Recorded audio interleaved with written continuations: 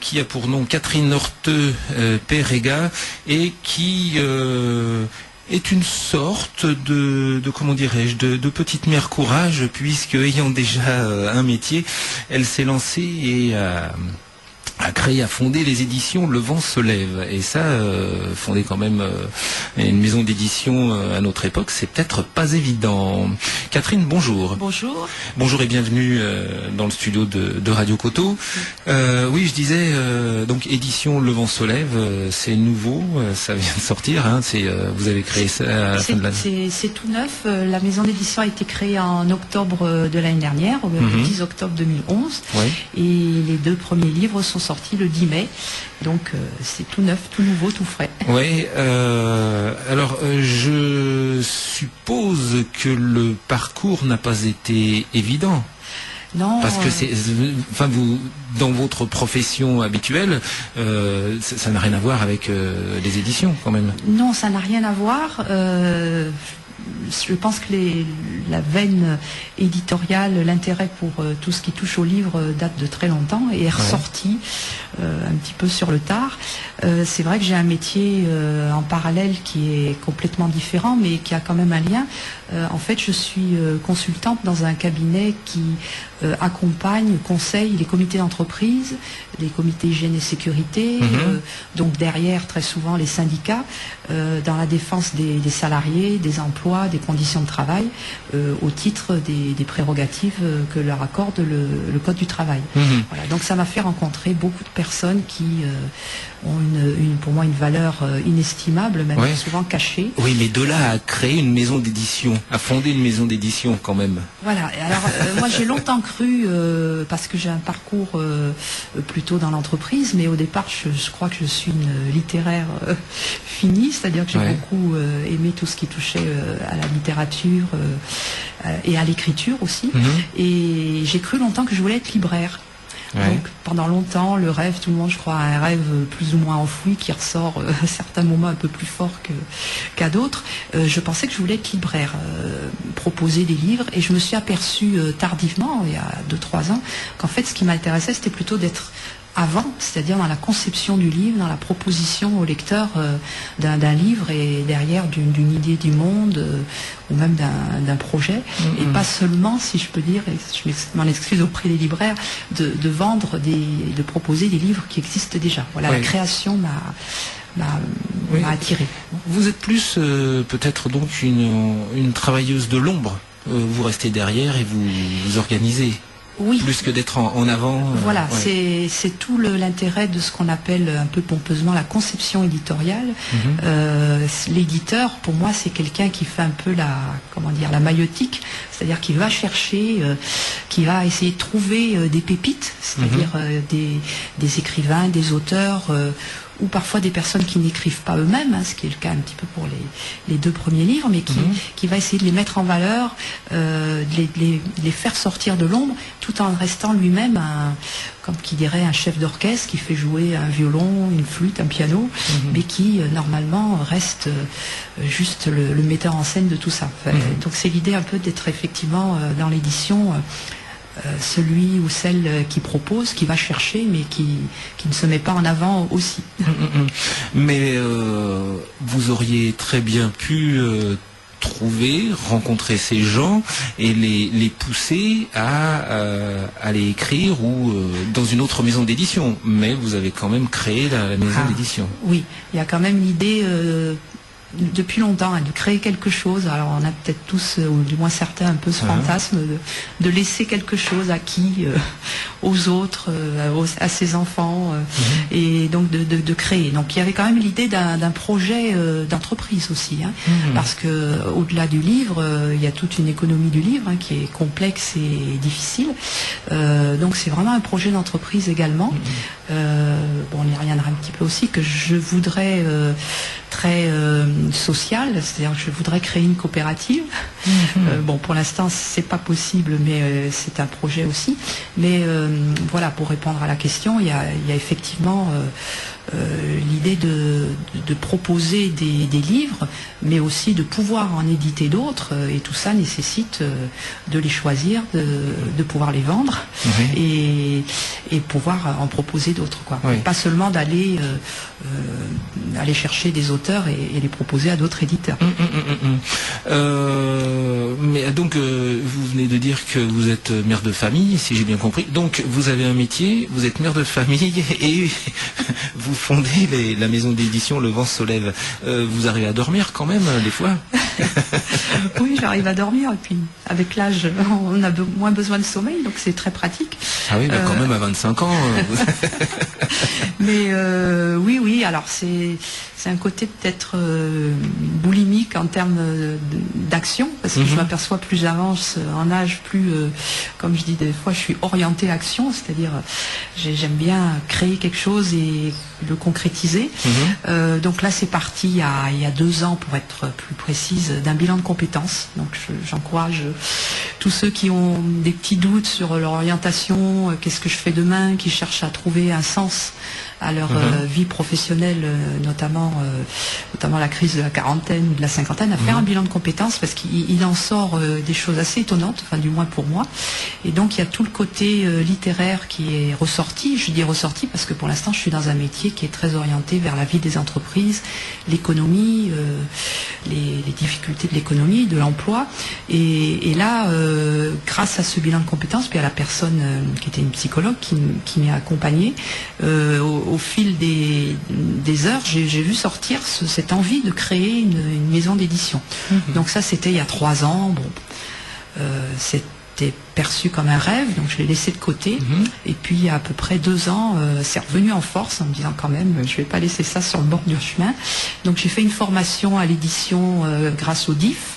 Le droit individuel à la formation, qui est une petite conquête, mais quand même une grande conquête pour les salariés, pour se former tout au long de la vie et normalement sur des thèmes qui les intéressent, même si ce ne sont pas ceux qui intéressent la vie de l'entreprise où ils travaillent, ce qui est mon cas.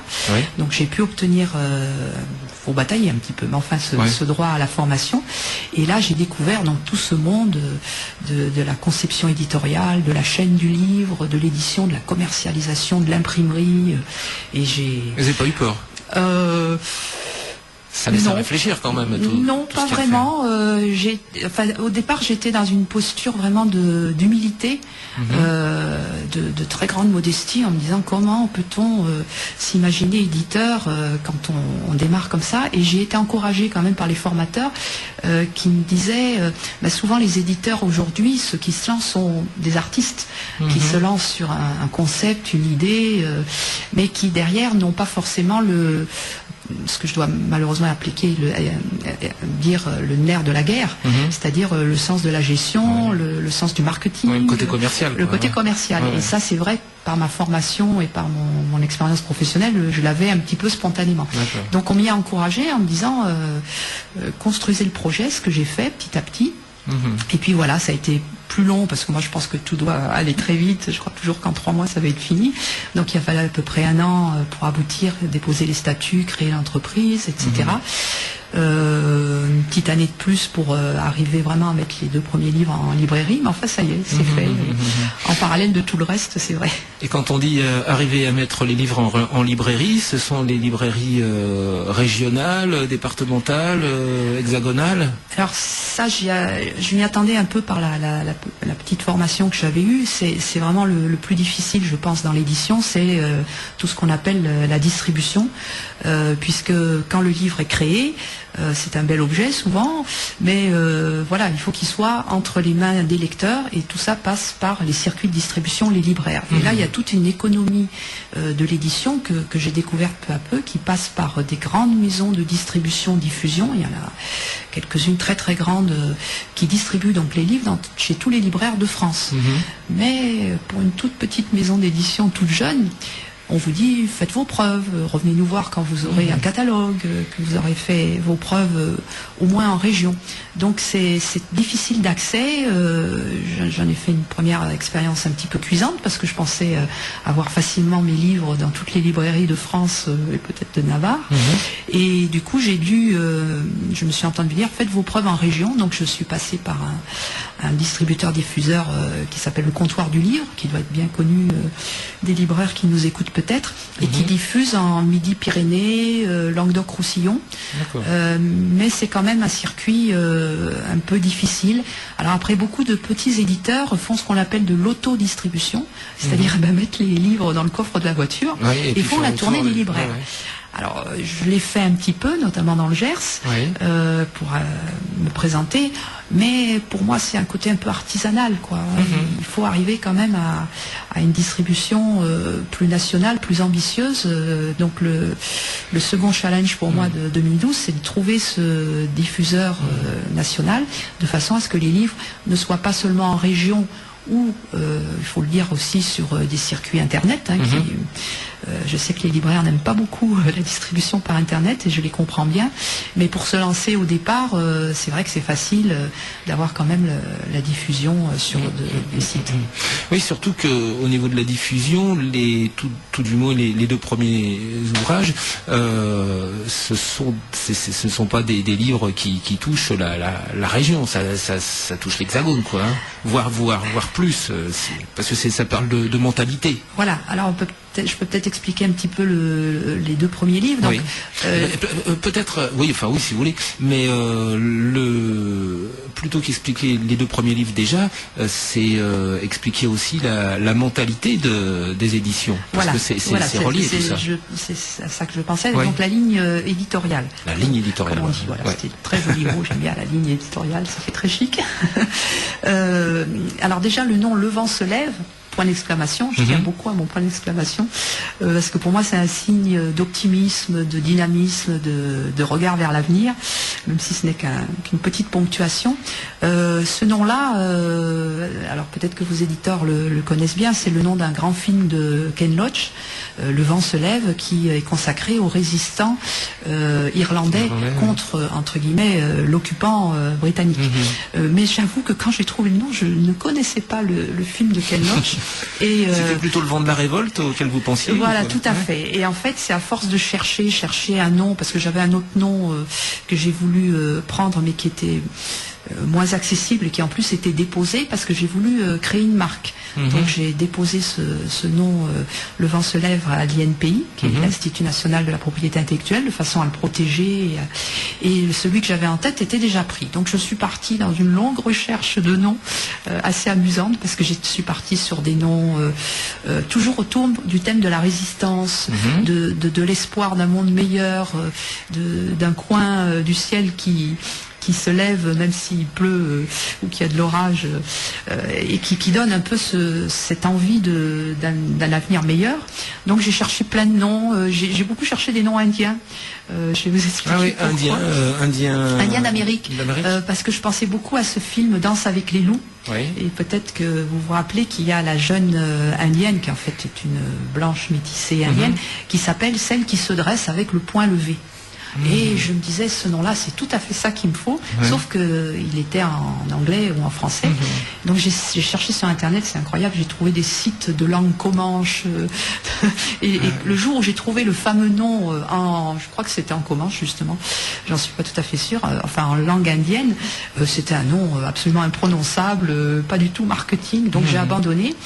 Et j'ai cherché, je suis passée sur des noms en occitan, mais c'était difficile, puis souvent les noms qui me plaisaient étaient déjà pris, parce que l'occitan est quand même une langue très prisée, je crois. Et donc un éclair, une nuit, c'est le cas de le dire, j'ai pensé à Le vent se lève, et c'est parti comme ça, j'ai adopté ce nom-là.